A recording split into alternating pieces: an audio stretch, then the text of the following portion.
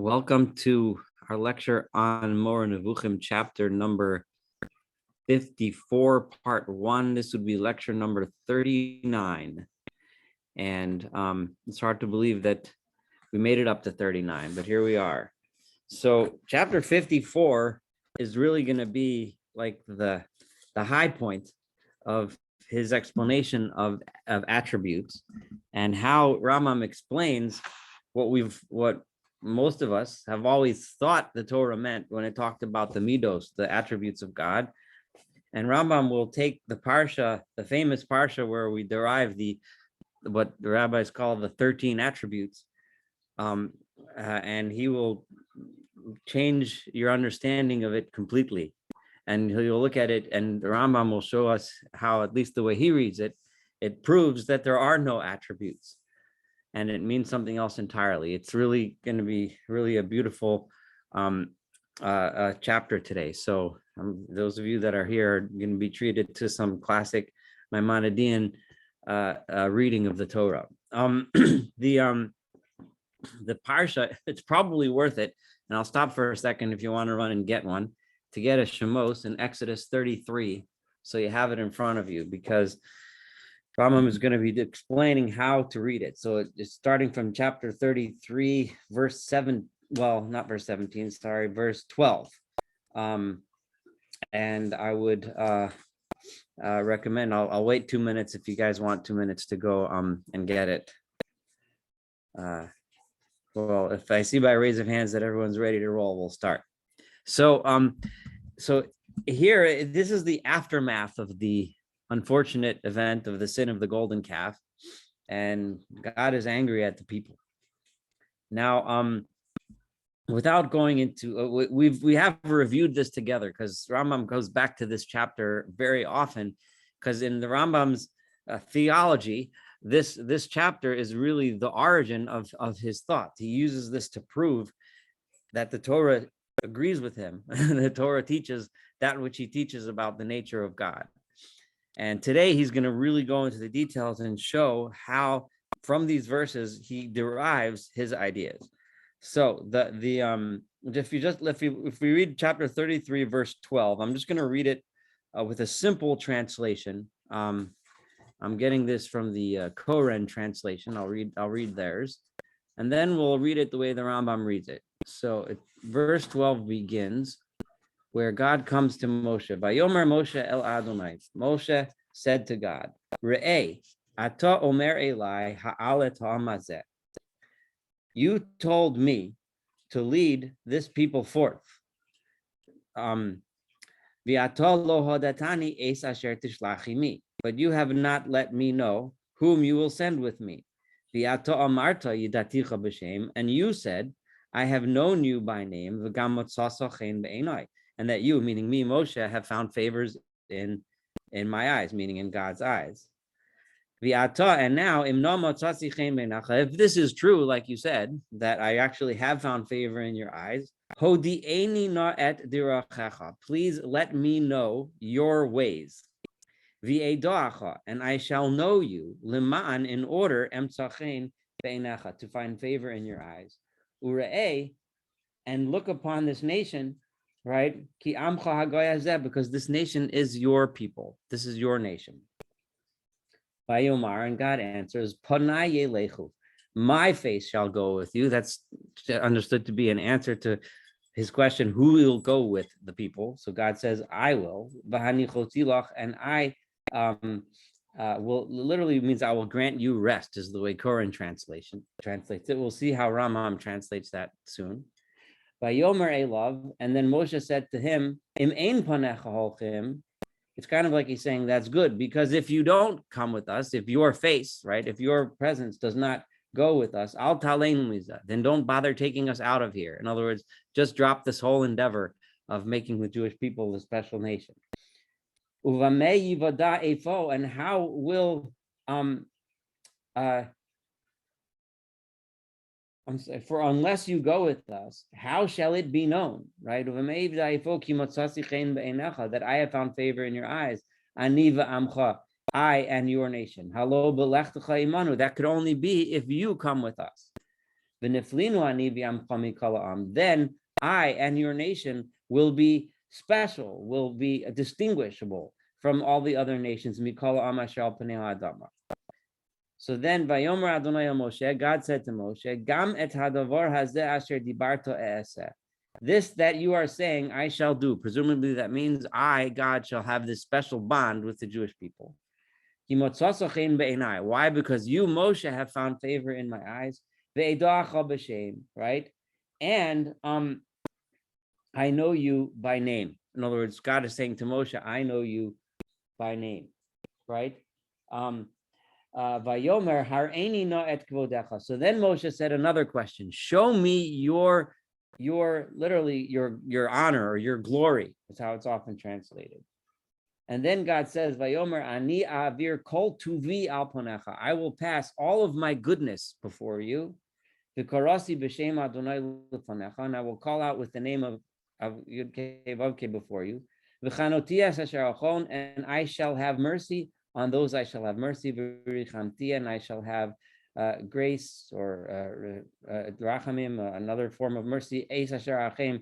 Those to whom I will be great. Give grace to. Vayomer lo tuchal lirot et panai, and God continued to say, you will not be able to see my face. Ki lo yirani ha'adam v'chai. A human being cannot see me and live. Okay, and we learned before the rest where he explained what the face was and Moshe being hidden in the rock. We're not going to go into that this time. We had that a couple months back. So now that's the chapter. Bear that chapter in mind as we learn through the Rambam. Okay. Remember that this is succeeded. This interaction continues with the Yud Gimel Midos, right down the couple that comes a little bit farther down, where God says that's in chapter 34, verse 6, where God says, Hashem, Kel Racham Chanan, the God of that's merciful and kind. Or Chapayim, it takes a long time to get angry, and so on. Now, I'm going to start reading chapter 54. Forgive me if I paraphrase here and there, like my usual style. Know that the master of those who know, in other words, the greatest knower of all, Moses, our master, Moshe Rabbeinu, peace be upon him, made two requests and received an answer to both of them. In this chapter that I just read to you, Moshe asked God for two things. And we'll see in a minute, even Rambam will say that he really asked him for three things. But the two things are, right? One request consisted in his asking him to let him know his essence and his true reality. The second request, which he put first, was that he should know his attributes, okay? If you looked carefully, Moshe asked, right? This is in verse 13 of chapter 33. Tell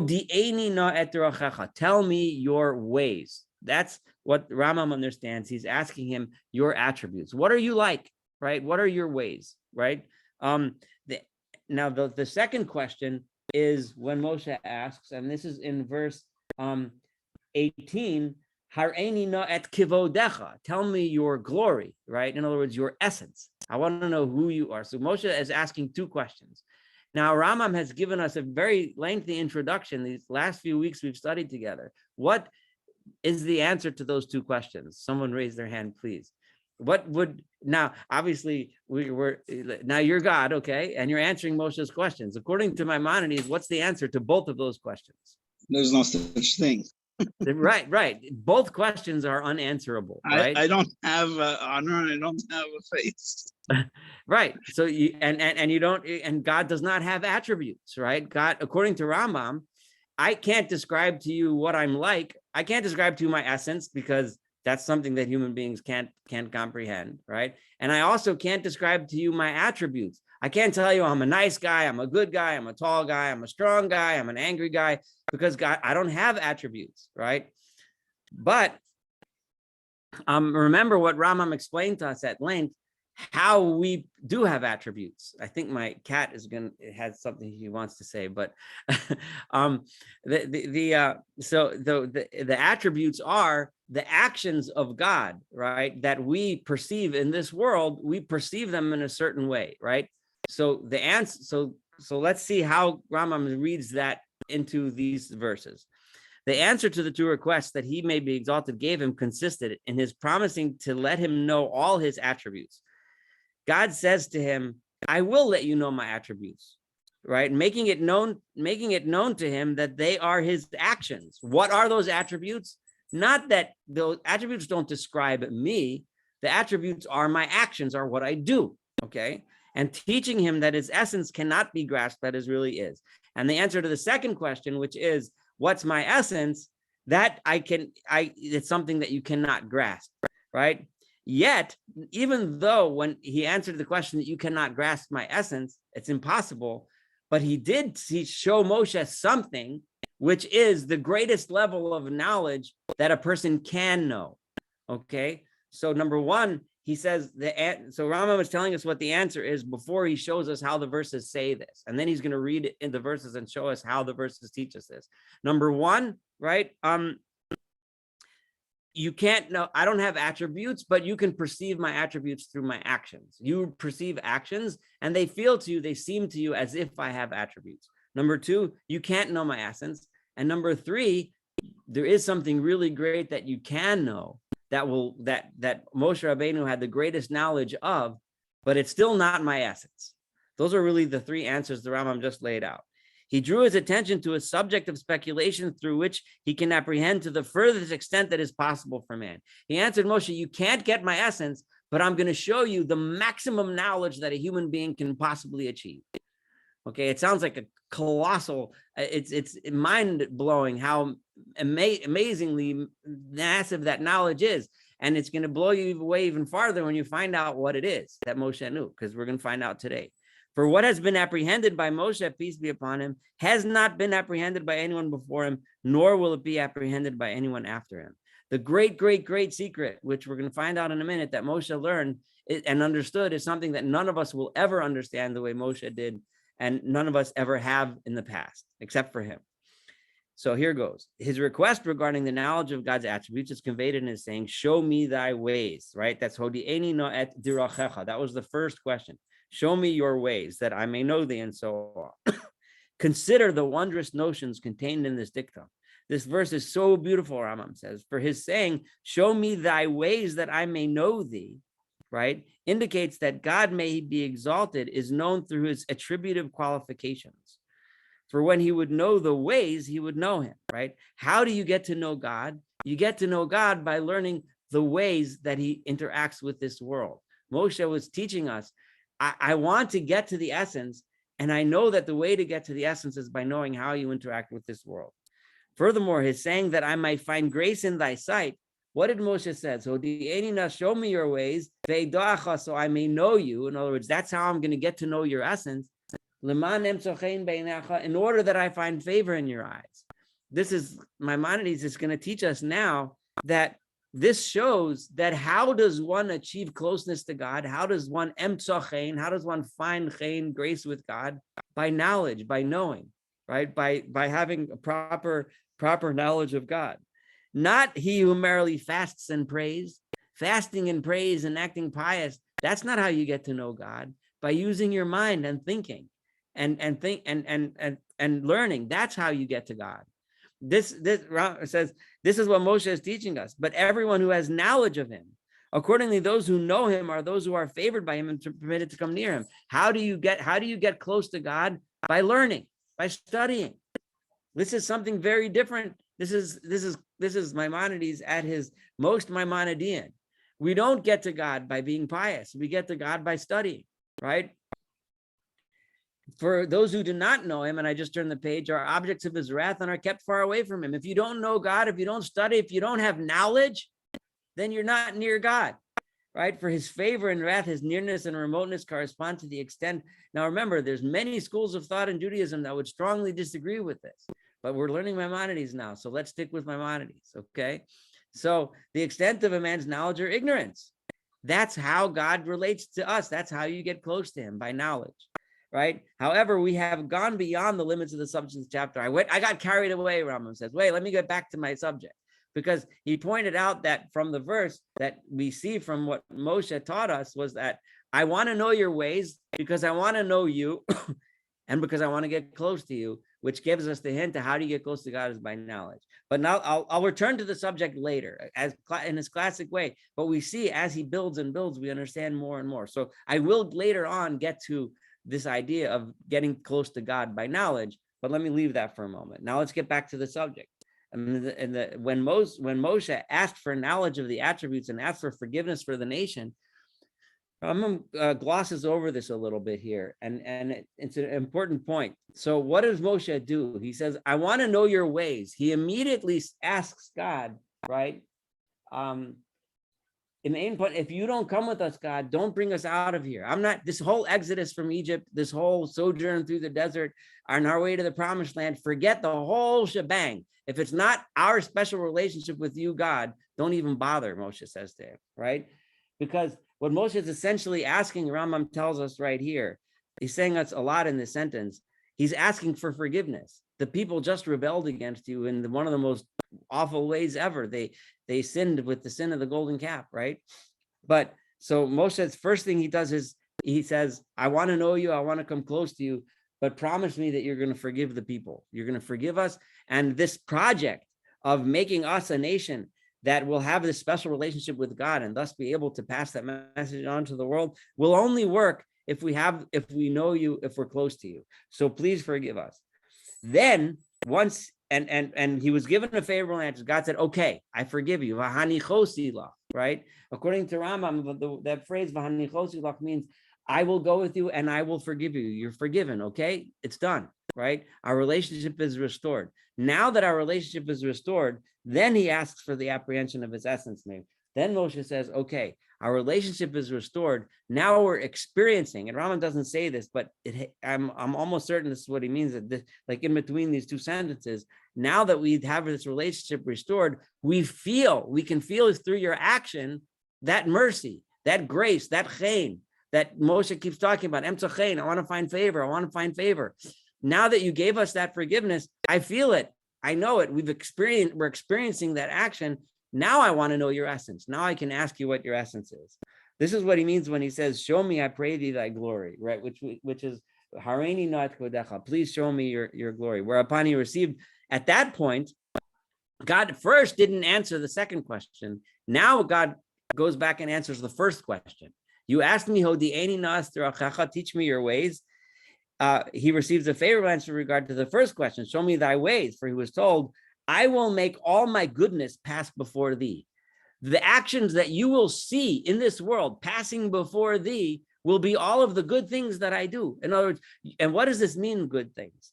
It doesn't mean good things that you and I necessarily think are good, a good piece of cake, a good piece of kugel, whatever. That's not what it means, right? What it means is, he says, because in the answer to the second, I'm going to get to finish the sentence I just started. But in answer to his second demand, he was told, thou can't see my face. So God then answers both questions. I will show you all my goodness. Number one, yes, that's my answer to question A about the attributes.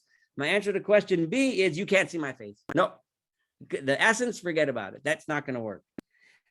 What does it mean when he answered the first question? This dictum, all my goodness.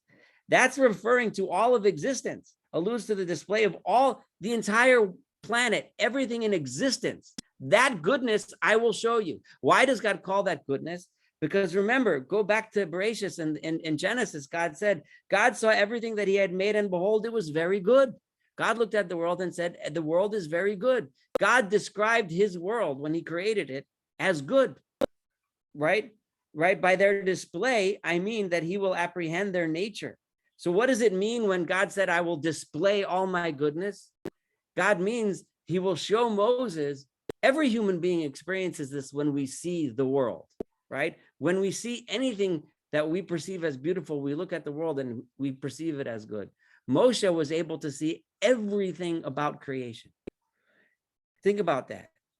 Rambam didn't tell us that Moshe saw some kind of a lofty spiritual secret. If this was a Kabbalist writing, Moshe would have visualized some mystical vision. No, what Moshe saw was the world, the creation. The mountains, the rivers, the seas, the sky, the sun, the moon, the clouds. That's what Moshe saw and understood and comprehended, right? The creation that God created in this 7 days of, the 6 days of Bereshis and Shabbos, he saw by the display, he will apprehend their nature, the way they are mutually connected, so that he will know how he governs them in general and in detail. Moshe saw the whole world, the way it all works. He understood it all.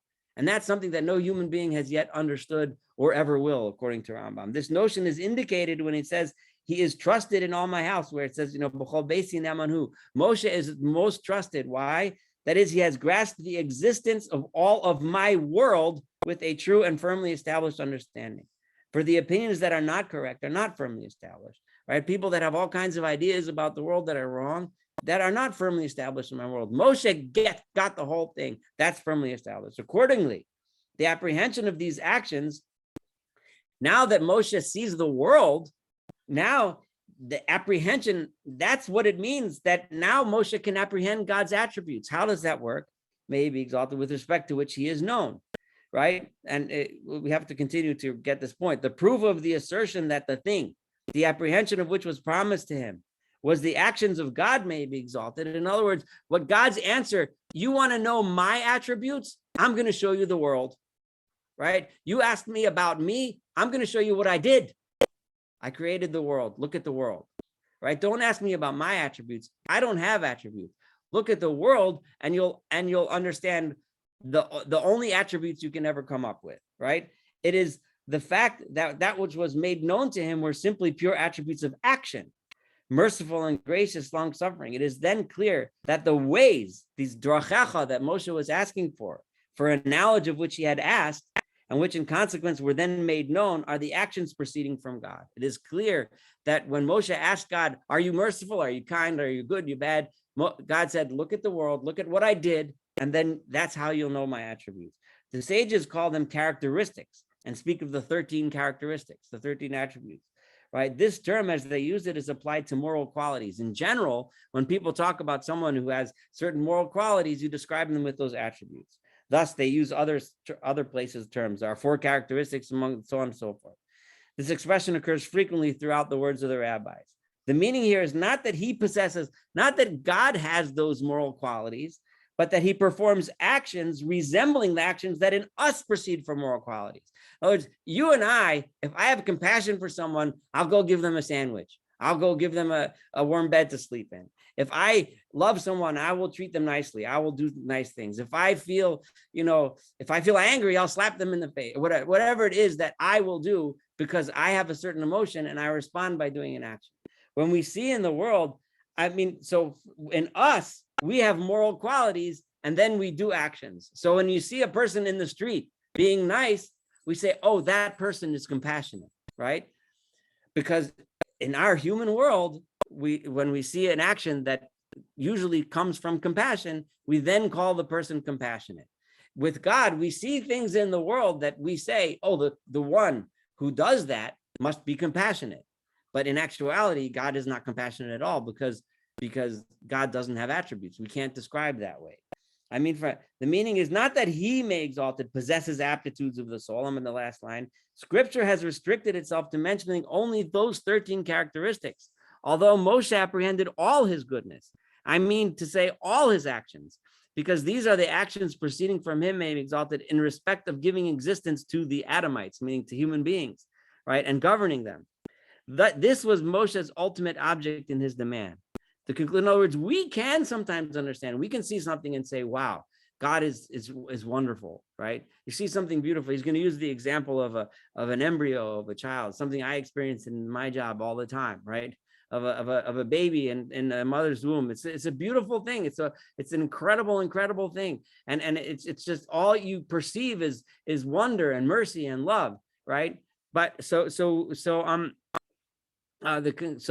that was Moshe's ultimate object in his demand, the conclusion of what he says being that I may know thee to the end that I may find grace in thy sight and consider that this nation is thy people. That is a people for the government of which I need to perform actions that I must seek to make similar to thy actions in governing them. In other words, I want to know because I want to know from learning from your actions, the types of attributes that a human being would have to have in order to do those actions. That's the kind of nation that I want to make, right? I want to make a kind of nation that has the attributes, because humans can have attributes, not like God, right?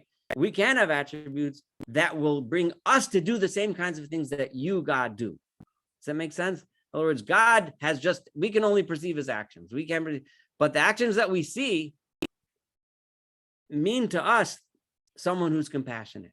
So we want to be the kind of people that do have attributes that bring us to act in the way that God acts. Now, it has thus become clear to you that the ways and the characteristics are identical. When you describe God's ways and characteristics, it's the same thing.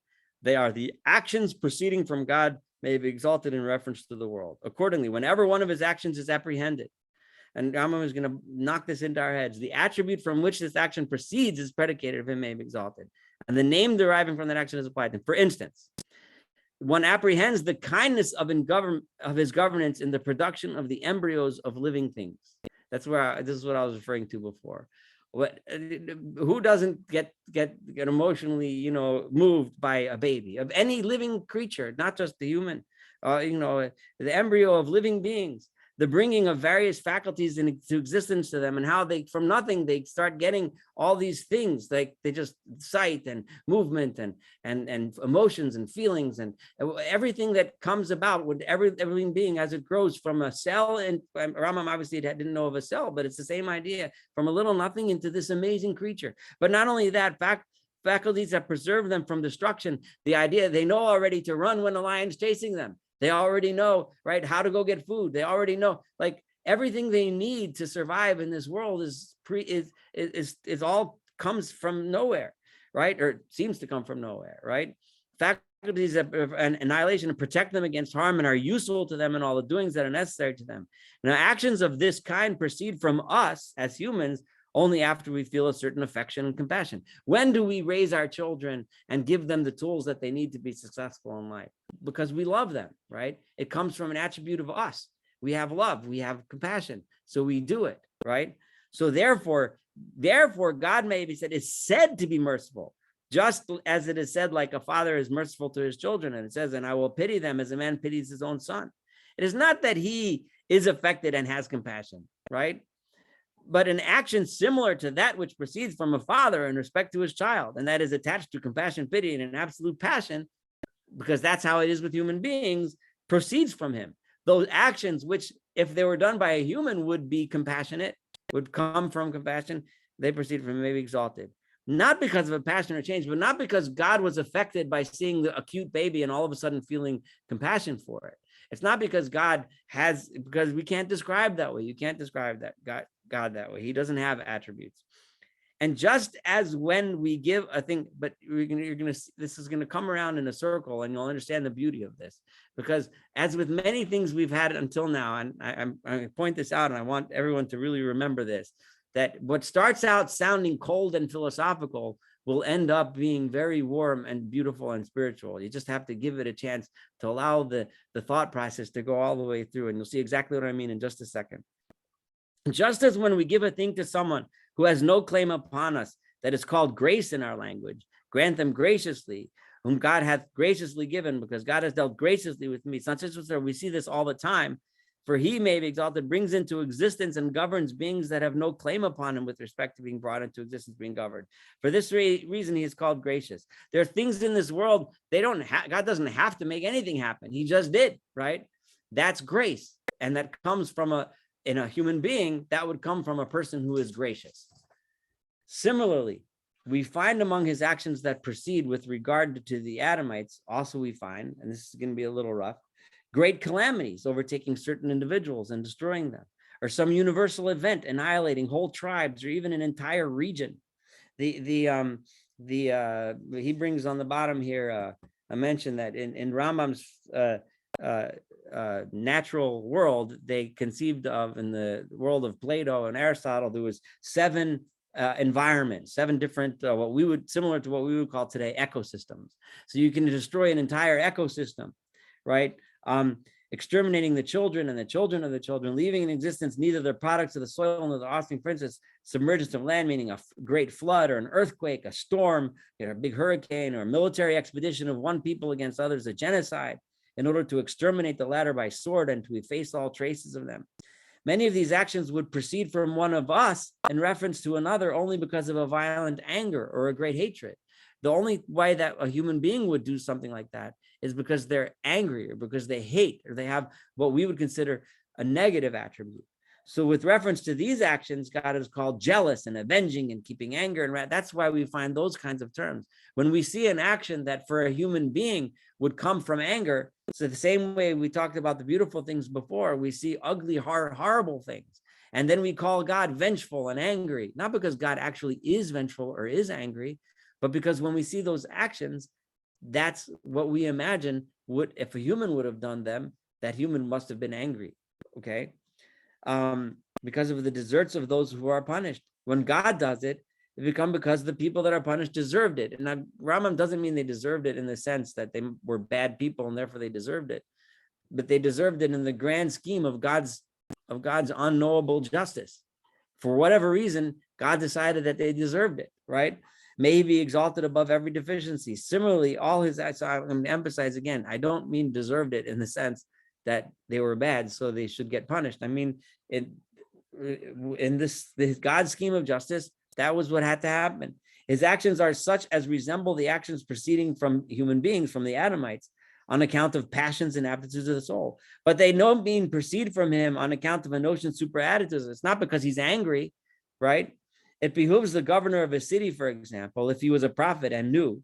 And in other words, if he knew the future of the city, if a person was a ruler and he understood all the possible outcomes of whatever action it is that he takes to acquire similarity to his attributes, he should also try to mete out punishments, right, that would appropriately help the future of his welfare of the city or country that he's governing, right?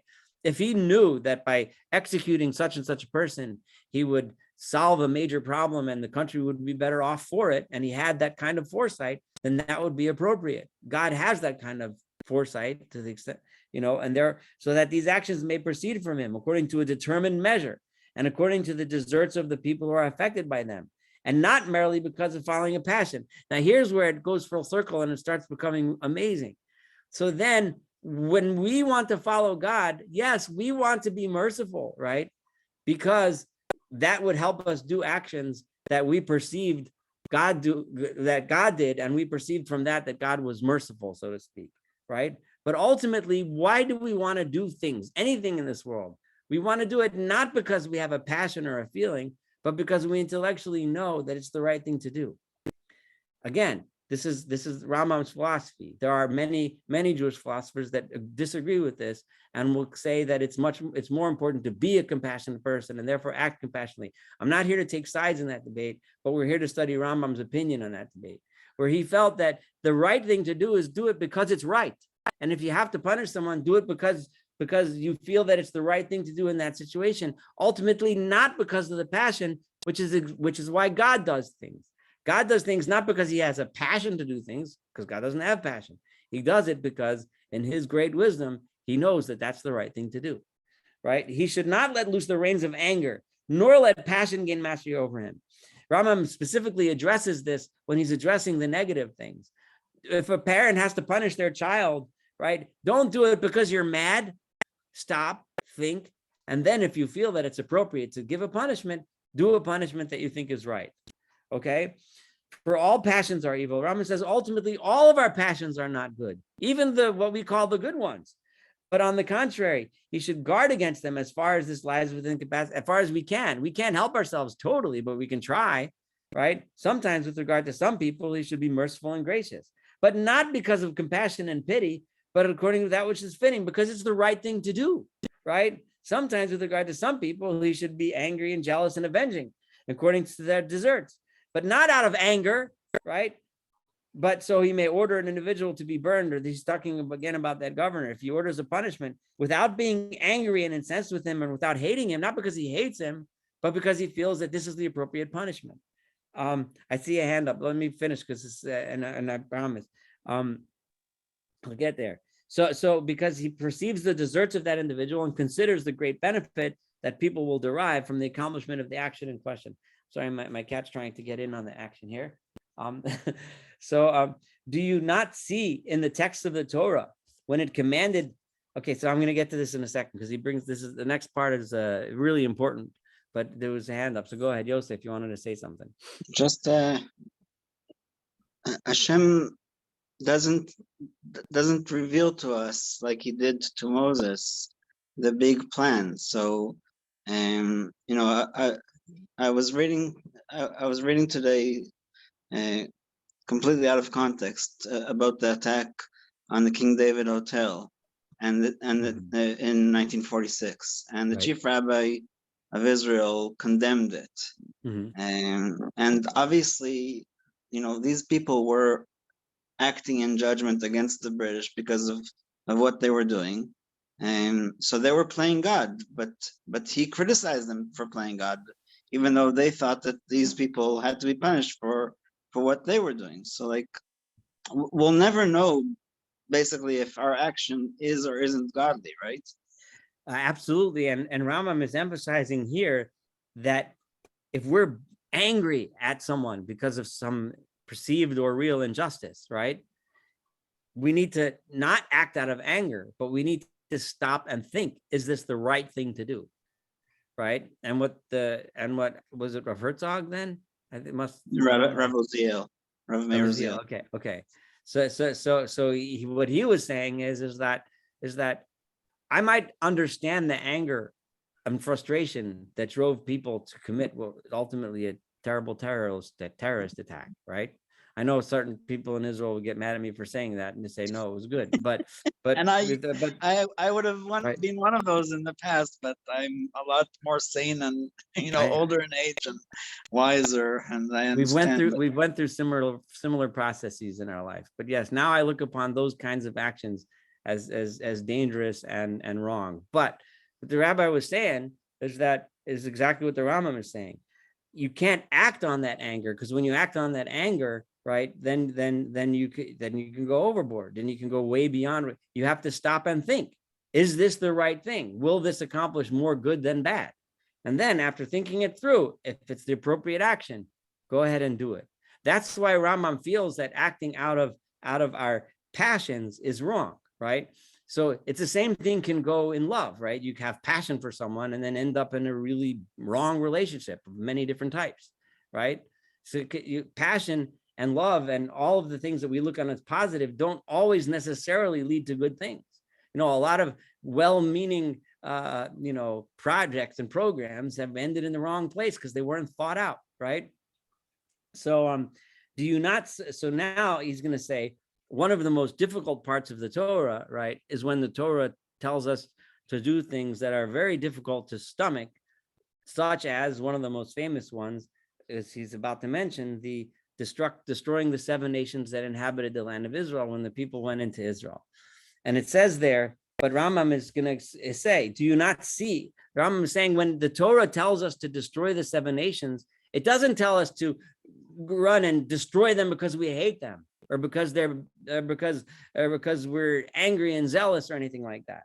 When it commanded the extermination of the 7 nations, and thou shalt not save alive nothing that breathes, etc., that it immediately follows this. It says, why? Because that they teach you not to do after their abominations. The reason why is because these people are corrupt. These people are bad. The ideas that these people have are going to corrupt you, and which they have done unto their gods. And so ye sin against the Lord your God. In other words, if you allow them and their culture to remain, what you will end up with is a corrupt society, and you will never establish the great society that God, and I did not mean to refer to the American Great Society, but either way, the Lord, you're going to end up, you're not going to build that which I'm trying to do here, God is saying, right? So thus it says, do not think this is hard-heartedness or desire for vengeance. I don't want you going as angry, vengeful people. It is rather an act required by human opinion. It logically makes sense to do so, right? Which considers that everyone who deviates from the ways of truth should be put to an end, and that all the obstacles impeding the achievement of the perfection, that is the apprehension of it, may be exalted, should be interdicted. I want to point out over here, and Rambam doesn't say this, but those that are familiar with the Rambam's code of law, the Mishnah Torah, know that the Rambam stood in opposition to most of the other Rishonim, right? Most of the other Jewish commentaries, not commentaries, disciples of law, most significantly the Ramban, on this issue. The Rambam held that that the Jews were commanded to ask the 7 nations to petition for peace first, and if they petitioned for peace and they agreed to certain terms, that they were supposed to be allowed to live. And there's an argument over how to interpret certain verses in Deuteronomy, which I don't want to get into now. So I don't want you to think that the Rambam was completely, the Rambam himself had one of the, most compassionate of all of those various opinions on exactly halachic according to law. And he interpreted all the verses in the Torah that tells us to command to destroy the 7 nations as only if they refuse to make peace. Okay, but regardless of that, there are other people that have felt other, like I said, that's not the topic of today. But what the Rambam is saying, though, the point is that this action, which is something that is very good, it's vengeful, it's mean. Rambam didn't want us to do it for that reason. God didn't want us to. Rambam is teaching us that God doesn't want us to do it for that reason. God wants us to do it because in this particular scenario, it was the right thing to do. In spite of all this, it behooves that acts of mercy, forgiveness, pity, and commiseration should proceed from it. However, don't think, Rambam says, that you should be walking around, doing angry things, but deciding that it's the right thing to do, right? But no, you should be going around doing nice things, right? And every once in a while, maybe something mean, right? Because it's the right thing to do. It should proceed from the governor to a much greater extent than acts of retaliation. Why? For the 13 characteristics are all of them, with one exception, characters of mercy. And over here, when the Torah lists the 13 attributes of God, those are all merciful. Those are all kind, with the exception of one, because when he says visiting the iniquity of the fathers upon the children, where the Torah says that God, waits to punish, and if children and future generations don't improve and don't learn their lessons and don't get better, eventually they will get punished, right? That's the one place where God sounds vengeful, so to speak, right? Everything else is mercy. So in other words, the bottom line is that what we're supposed to be learning in this parsha that we're studying now, in this chapter, is that merciful, kindness, patience, don't get angry, etc. All of those things, that's how we should act, because those are the types of actions that we perceive of God, and those are the types of actions how we should behave. And then but sometimes you have to be stern, you have to be strong. For it says, and thou will by no means clear the guilty. And the meaning is that he will not utterly destroy. An interpretation deriving from the words, I'm going to go skip a little here, but not too much. But know that his speech, visiting the iniquity of the fathers upon the children, the only time that God actually does that and holds a grudge, so to speak, and generation after generation, if people don't improve, he'll punish, is only regarding one sin, and that's the sin of idolatry in particular, and not to any other sin.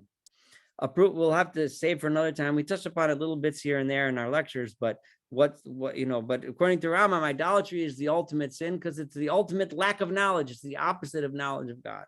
A proof of this is his saying in the 10 Commandments, unto the 3rd and 4th generation of them that hate me.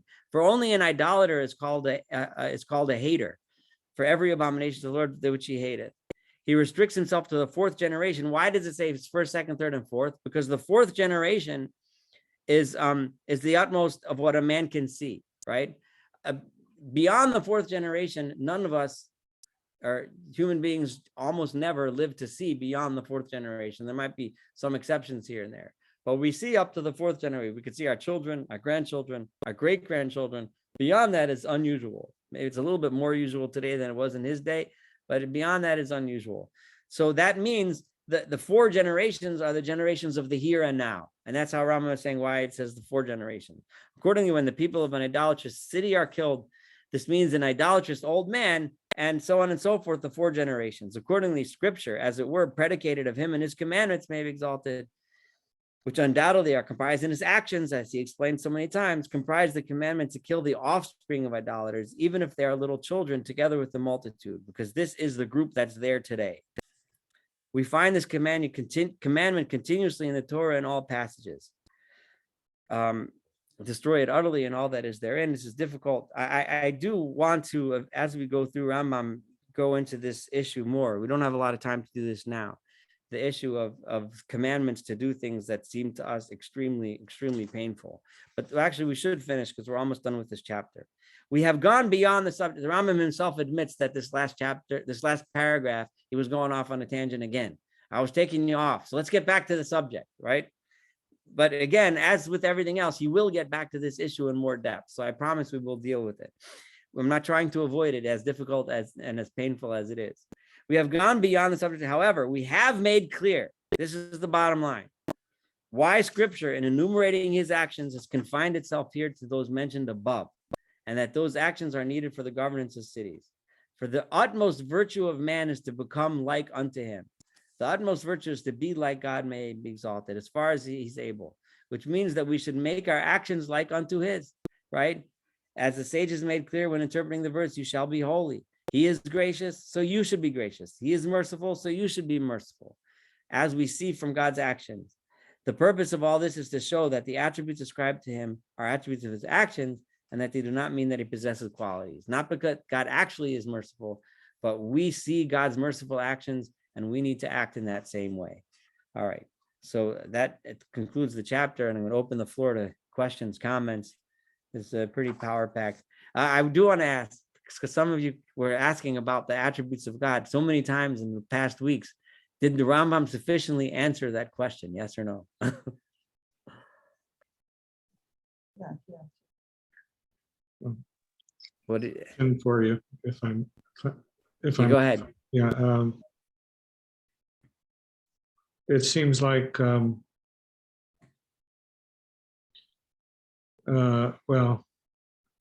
I have several questions, but Okay. relax. Back at the early in the this chapter, it says, let's see.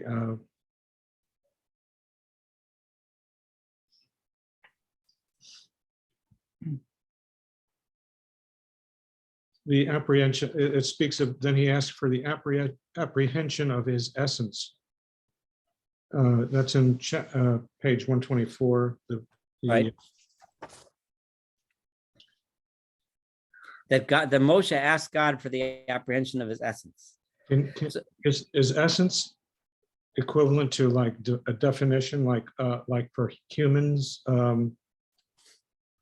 a rational animal is yes. That was how Rambam described the essence of a human being, right? Yeah. And Rambam said that God does not have an essence at all. It's not one that at least any human can comprehend, right? Yes. So if we really look at the parsha, this will, the parsha as it was, right? Moshe first asked, show me your ways, because through your ways, I want to get to know you, because I know that by knowing you, like Moshe was asking God for that stepwise. I want to know your ways, because I know through your ways, I'm going to get to know you, right? And then this is how I know we get to get your favor, right? And then the next thing Moshe said, right? Show me your ways by doing what? By forgiving the people, right? Show me that you're merciful. And God said, cool. I forgive you. You're my people. You're my man, right? And then Moshe, the next thing he said was, right, now show me your essence. Show me who you are. And then God answers both questions. He first says, right, you asked me the ways, I'll pass all my goodness. I'll show you all of creation, right? I'll show you everything on this world. Right? I'll pass all my creation in front of you. I will have mercy on that. How will you perceive my grace? By seeing that which I have grace upon. In other words, by seeing my actions, the things that experience grace. How will you see my mercy? By looking and seeing, by seeing those things that you experience my mercy, right? That's the meaning of those terms according to the Rambam. And so that's the answer to the first question. You want to know my ways? That's how I'm going to show you my ways. Answer to the second question, lo tuchal rot et panai. Can't. Sorry. Done. Right? That's not happening. Kilo yirani adlam b'chai. Right? So and that's how Rambam understands and reads that whole passage. And now what does it mean? When later on God says, so stand here in the rock and I'll pass by and this and that. What is it that God showed him? What were those actions? The 13 attributes of mercy, right? Which are just God is compassionate, gracious, slow to anger, abounding in kindness and truth, extending kindness for thousands of generations, forgiving sin, forgiving rebellion and error, but who does not acquit the guilty and holds descendants to account of the sins of the father. Those are the 13 attributes. And I just read the Koran's translation. Okay. And these are attributes that humans define in a certain way. These are not attributes of God. Correct, because God doesn't have attributes, but they are the way he acts in this world. And when we look around in this world at beautiful things, and remember the example he gave, which was how babies start from nowhere and become and have everything. God gives everything alive what it needs to survive in this world. Is just an incredible thing. And seeing that, how little tiny beings come from nothing and they have what they need to make it, whatever it is. If you're a tree, you have roots, you have water, you have soil, you have sun. If you're a human, you have parents, you have a home, you have food, whatever it is that you need, each being has, Anyway. So when we see in the world things that we interpret as being evil or wrong, is it a misapprehension on our part of It is, in the sense that we perceive an angry God, because we know that if a human was doing that would be coming out of anger. So we perceive an angry God, but in actuality, it's not an angry God. It's a God that knows that for some reason or other, this was the right thing to do. Even though it's inexplicable, even though it's something that we don't understand, but God didn't. We see it as an angry thing. We see it as something that an angry person would do. But since this is not being done by a person, it's being done by God. It's being done for a reason. Rambam didn't try to explain to us the reason why God does certain things, except he did hint towards avodah zarah, the idolatry, and so on. So I'm not 100% correct in what I started saying. He does to some degree say that, but he doesn't go fully into depths of why good people suffer. He will deal with those questions. Remember, before he got onto that tangent, he said, wait, I'm going off track here. Are you